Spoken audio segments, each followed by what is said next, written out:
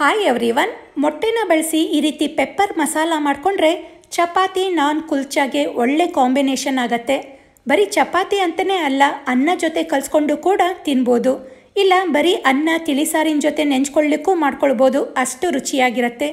ತುಂಬಾ ಸಿಂಪಲ್ ಇಂಗ್ರೀಡಿಯೆಂಟ್ಸ್ಗಳು ಕ್ವಿಕ್ಕಾಗಿ ಮಾಡ್ಕೊಳ್ಬೋದು. ಅದರ ಟೇಸ್ಟ್ ಅಂತೂ ಸಖತ್ತಾಗಿರುತ್ತೆ. ಇದನ್ನು ಸ್ಟಾರ್ಟರ್ ರೀತಿ ಹಾಗೇನೂ ಕೂಡ ತಿನ್ಬೋದು. ಹಾಗಿದೆ ಬನ್ನಿ, ಇಷ್ಟು ಸಿಂಪಲ್ ಇಷ್ಟು ಟೇಸ್ಟಿಯಾದ ಎಗ್ ಪೆಪ್ಪರ್ ಮಸಾಲಾನ ಹೇಗೆ ಮಾಡೋದು ಅಂತ ನೋಡೋಣ. ಈ ಎಗ್ ಪೆಪ್ಪರ್ ಮಸಾಲಾಗೆ ಮೇನ್ ಇಂಗ್ರೀಡಿಯೆಂಟೇ ಕಾಳು ಮೆಣಸು. ಒಂದು ಪ್ಯಾನ್ನಲ್ಲಿ 1.5 ಟೀ ಸ್ಪೂನಷ್ಟು ಕಾಳು ಮೆಣಸನ್ನು ಹಾಕಿದ್ದೀನಿ. ಹಾಗೆ 1 ಟೀ ಸ್ಪೂನಷ್ಟು ಜೀರಿಗೆ, ನಂತರ 3 ಒಣಮೆಣಸನ್ನು ಹಾಕಿ ಚೆನ್ನಾಗಿ ಡ್ರೈ ರೋಸ್ಟ್ ಮಾಡ್ಕೊಳ್ಬೇಕು. ಇದನ್ನು ಈ ರೀತಿ ಹುರ್ಕೊಳ್ಳೋದ್ರಿಂದ ಪೌಡರ್ ಮಾಡ್ಕೊಳ್ಳೋಕ್ಕೆ ಈಸಿ ಆಗುತ್ತೆ. ಈ ಪೌಡರೇ ಈ ಎಗ್ ಪೆಪ್ಪರ್ ಮಸಾಲಾಗೆ ಟೇಸ್ಟ್ ಕೊಡೋದು. ಇದನ್ನು ಹುರ್ಕೊಂಡಾದಮೇಲೆ ಆರಿಸಿ ಒಂದು ಮಿಕ್ಸಿ ಜಾರ್ಗೆ ಹಾಕಿ ಪೌಡರ್ ಮಾಡಿಕೊಂಡು ಇಟ್ಕೊಳ್ಳೋಣ. ಹಾಗೆ ಅದೇ ಜಾರ್ನಲ್ಲಿ 3 ಪೂರ್ತಿ ಹಣ್ಣಾಗಿರೋ ದಪ್ಪ ಹೆಚ್ಕೊಂಡಿರೋ ಟೊಮ್ಯಾಟೊನೂ ಕೂಡ ಹಾಕ್ಕೊಂಡು ಟೊಮ್ಯಾಟೊ ಪ್ಯೂರಿ ಮಾಡಿ ಇಟ್ಕೊಳ್ಳೋಣ. ಈಗ ಒಂದು ಪ್ಯಾನ್ನಲ್ಲಿ 2 ಟೀ ಸ್ಪೂನಷ್ಟು ಎಣ್ಣೆ ಕಾಯಿಸಿ, ಎಣ್ಣೆ ಕಾದ್ಮೇಲೆ ಲೋ ಫ್ಲೇಮ್ ಮಾಡಿ 1/4 ಟೀ ಸ್ಪೂನ್ ಉಪ್ಪು, 1/4 ಟೀ ಸ್ಪೂನಷ್ಟು ಅರಿಶಿಣ, ಹಾಗೆ ಒಂದು ಅರ್ಧ ಟೀ ಸ್ಪೂನಷ್ಟು ಖಾರದ ಪುಡಿ ಹಾಕಿ ಮಿಕ್ಸ್ ಮಾಡ್ಕೊಳ್ಬೇಕು. ತುಂಬ ಫ್ರೈ ಮಾಡೋದೇನು ಬೇಡ, ಇಲ್ಲ ಅಂದರೆ ಖಾರದ ಪುಡಿ ಕಹಿ ಬರುತ್ತೆ. ಇದನ್ನು ಮಿಕ್ಸ್ ಮಾಡ್ಕೊಂಡ್ಮೇಲೆ ಇಲ್ಲಿ ನಾನು ಮೊಟ್ಟೆಗಳನ್ನು ಬೇಯಿಸಿ ಮಧ್ಯದಲ್ಲಿ ಕಟ್ ಮಾಡಿಕೊಂಡು 2 ಭಾಗ ಮಾಡ್ಕೊಂಡಿದ್ದೀನಿ. ಇದನ್ನು ಈಗ ಒಂದೊಂದಾಗಿ ಪ್ಯಾನ್ನಲ್ಲಿ ಇಟ್ಕೊಳ್ತಾ ಬರೋಣ. ಈ ರೀತಿ ಮೊಟ್ಟೆಗಳನ್ನು ಇಟ್ಕೊಂಡ್ಮೇಲೆ 2 ಸೈಡ್ 1 ನಿಮಿಷ ಫ್ರೈ ಮಾಡ್ಕೊಳ್ಬೇಕು. ಈ ರೀತಿ ಫ್ರೈ ಮಾಡ್ಕೊಳ್ಳೋದ್ರಿಂದ ನಾವು ಮೊಟ್ಟೆನ ಮಸಾಲೆಗೆ ಹಾಕಿದಾಗ ಮೊಟ್ಟೆ ಒಡ್ಕೊಳ್ಳೋದು ಇಲ್ಲ, ಹಾಗೆ ಮೆತ್ತಗೂ ಆಗಲ್ಲ. ಇದೇ ರೀತಿ ಇರುತ್ತೆ. ಈ ರೀತಿ 2 ಸೈಡ್ ಫ್ರೈ ಮಾಡ್ಕೊಂಡ್ಮೇಲೆ ಎತ್ತಿಟ್ಕೊಂಡು ಬಿಡೋಣ.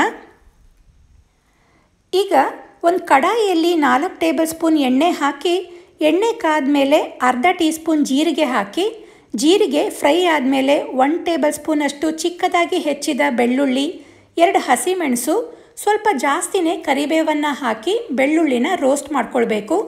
ಈ ಪೆಪ್ಪರ್ ಮಸಾಲಾಗೆ ಕರಿಬೇವು ಮತ್ತು ಈ ರೀತಿ ರೋಸ್ಟ್ ಆಗಿರೋ ಬೆಳ್ಳುಳ್ಳಿ ಕೂಡ ಒಳ್ಳೆ ಫ್ಲೇವರ್ ಕೊಡುತ್ತೆ. ಬೆಳ್ಳುಳ್ಳಿ ಈ ರೀತಿ ರೋಸ್ಟ್ ಆದಮೇಲೆ ಮೀಡಿಯಮ್ ಸೈಜ್ದು 3 ಈರುಳ್ಳಿನ ಪೂರ್ತಿ ಚಿಕ್ಕದಾಗಿ ಹೆಚ್ಕೊಂಡಿರೋದನ್ನು ಹಾಕಿ ಈರುಳ್ಳಿನ ಫ್ರೈ ಮಾಡ್ಕೊಳ್ಬೇಕು. ಜಾಸ್ತಿ ಕ್ವಾಂಟಿಟಿ ಮಾಡೋದಿದ್ರೆ ಈರುಳ್ಳಿ ಟೊಮ್ಯಾಟೊನ ಜಾಸ್ತಿ ಹಾಕ್ಕೊಳ್ಳಿ. ಈರುಳ್ಳಿ ಚೆನ್ನಾಗಿ ಫ್ರೈ ಆಗಿದೆ. ಇದಕ್ಕೀಗ ಟೊಮ್ಯಾಟೊನ ಗ್ರೈಂಡ್ ಮಾಡಿ ಟೊಮ್ಯಾಟೊ ಪ್ಯೂರಿ ಮಾಡ್ಕೊಂಡಿದ್ವಲ್ಲ ಅದನ್ನು ಹಾಕಿ, ಈ ಪ್ಯೂರಿಯಲ್ಲಿ ನೀರಿನ ಅಂಶ ಇರುತ್ತಲ್ಲ ಅದೆಲ್ಲ ಬತ್ತೋ ತನಕ ಫ್ರೈ ಮಾಡ್ಕೊಳ್ಳಿ. ನೋಡಿ, ಈ ರೀತಿ ನೀರಿನ ಅಂಶ ಎಲ್ಲ ಹೋದ್ಮೇಲೆ ಇವಾಗ ಇದಕ್ಕೆ 1 ಟೇಬಲ್ ಸ್ಪೂನಷ್ಟು ಶುಂಠಿ ಬೆಳ್ಳುಳ್ಳಿ ಪೇಸ್ಟ್ ಹಾಕಿ, ಈ ಶುಂಠಿ ಬೆಳ್ಳುಳ್ಳಿದು ಹಸಿ ವಾಸನೆ ಹೋಗಬೇಕು ಅಲ್ಲಿ ತನಕ ಫ್ರೈ ಮಾಡ್ಕೊಳ್ಳಿ. ನಂತರ ಇದಕ್ಕೆ ರುಚಿಗೆ ತಕ್ಕಷ್ಟು ಉಪ್ಪು, 1/4 ಟೀ ಸ್ಪೂನ್ ಅರಿಶಿಣ, ಹಾಗೆ ಅರ್ಧ ಟೀ ಸ್ಪೂನಷ್ಟು ಗರಂ ಮಸಾಲ ಪೌಡರ್, ಕೊತ್ತಂಬರಿ ಪುಡಿ 1 ಅರ್ಧ ಟೀ ಸ್ಪೂನ್, ನಂತರ ಖಾರದ ಪುಡಿ ಅರ್ಧ ಟೀ ಸ್ಪೂನಷ್ಟು, ಕಾಳು ಮೆಣಸು ಜೀರಿಗೆ ಒಣಮೆಣಸನ್ನು ಗ್ರೈಂಡ್ ಮಾಡ್ಕೊಂಡಿದ್ವಲ್ಲ ಅದನ್ನು ಹಾಕಿ, 1 ಟೇಬಲ್ ಸ್ಪೂನ್ ಸೋಯಾ ಸಾಸ್ ಹಾಕಿ ನೀಟಾಗಿ ಮಿಕ್ಸ್ ಮಾಡ್ಕೊಳ್ಬೇಕು. ಇದಕ್ಕೆ ಕಾಳು ಮೆಣಸು ಜಾಸ್ತಿ ಹಾಕಿರೋದ್ರಿಂದ ಖಾರದ ಪುಡಿ ಕಡಿಮೆನೇ ಹಾಕಿದ್ದೀನಿ, ಇಲ್ಲಾಂದರೆ ತುಂಬ ಖಾರ ಆಗಿಬಿಡತ್ತೆ. ಇದನ್ನು ನೀಟಾಗಿ ಮಿಕ್ಸ್ ಮಾಡ್ಕೊಂಡ್ಮೇಲೆ ಮಸಾಲೆಗೆ ಹಿಡಿಯೋಷ್ಟು ನೀರನ್ನು ಹಾಕಿ ನೀಟಾಗಿ ಮಿಕ್ಸ್ ಮಾಡ್ಕೊಳ್ಬೇಕು. ಇದಕ್ಕೆ ತುಂಬ ನೀರನ್ನು ಹಾಕಲಿಕ್ಕೆ ಹೋಗಬೇಡಿ. ಈ ಮಸಾಲೆ ತಿಕ್ ಕನ್ಸಿಸ್ಟೆನ್ಸಿಯಲ್ಲೇ ಇರಬೇಕು. ಈಗ ಹಾಕಿರೋ ಮಸಾಲೆ ಎಲ್ಲ ಚೆನ್ನಾಗಿ ಹೊಂದ್ಕೊಳ್ಳೋ ತನಕ ಒಂದು 2 ನಿಮಿಷ ಲಿಡ್ ಕ್ಲೋಸ್ ಮಾಡಿ ಕುದಿಸ್ಕೊಳ್ಳೋಣ. ಈ ರೀತಿ ಒಂದು 2 ನಿಮಿಷ ಕುದಿಸ್ಕೊಂಡ್ರೆ ಮಸಾಲೆ ಎಲ್ಲ ಚೆನ್ನಾಗಿ ಕುದ್ದಿ ಎಣ್ಣೆ ಬಿಟ್ಕೊಂಡಿರತ್ತೆ.